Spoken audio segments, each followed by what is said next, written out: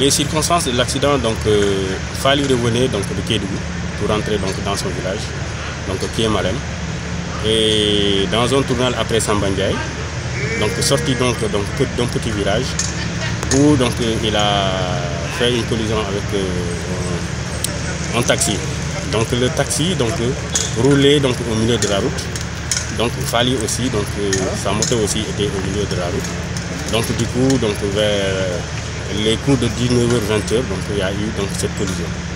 Donc cette collision, donc suite à cette collision, donc du coup, donc mon frère donc est décédé sur le coup.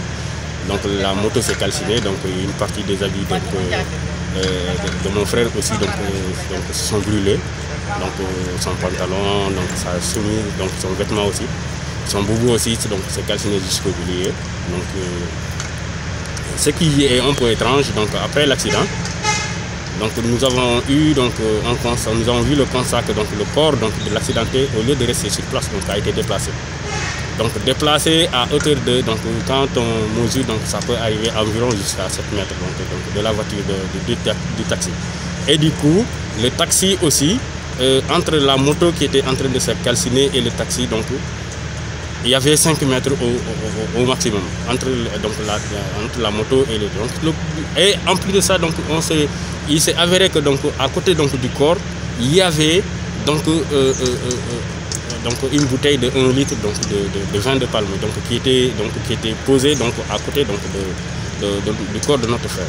Donc du coup, nous on ne savait pas que donc notre frère est un preneur d'alcool parce qu'on ne sait pas. On ne l'a jamais vu avec donc de l'alcool. Donc du coup, et en plus de ça, cette bouteille elle est restée intacte. Du coup, c'est ce qui est un peu étrange.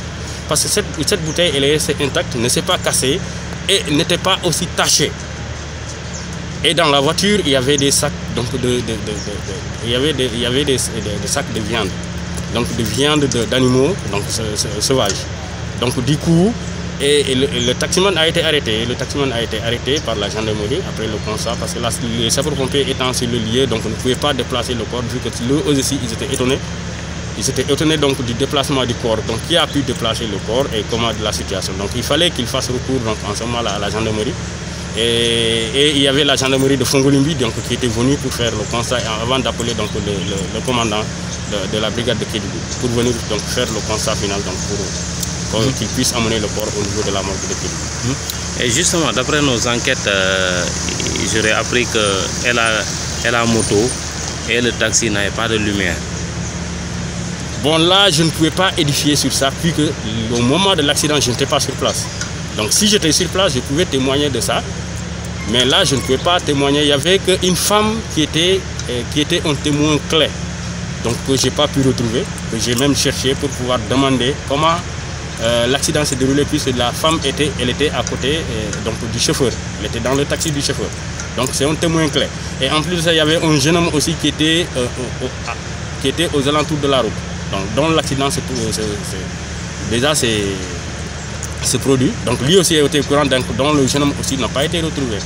Donc vous voyez, donc là moi on m'a appelé vers les environs de 21h pour me dire que ouais, ton frère a eu un accident. Et subitement, je me suis rendu à l'hôpital pour voir et on me dit que non, ils ne sont pas encore arrivés. Donc je me suis rendu directement sur le lieu. Donc c'est ce que je peux témoigner. Merci beaucoup. Merci.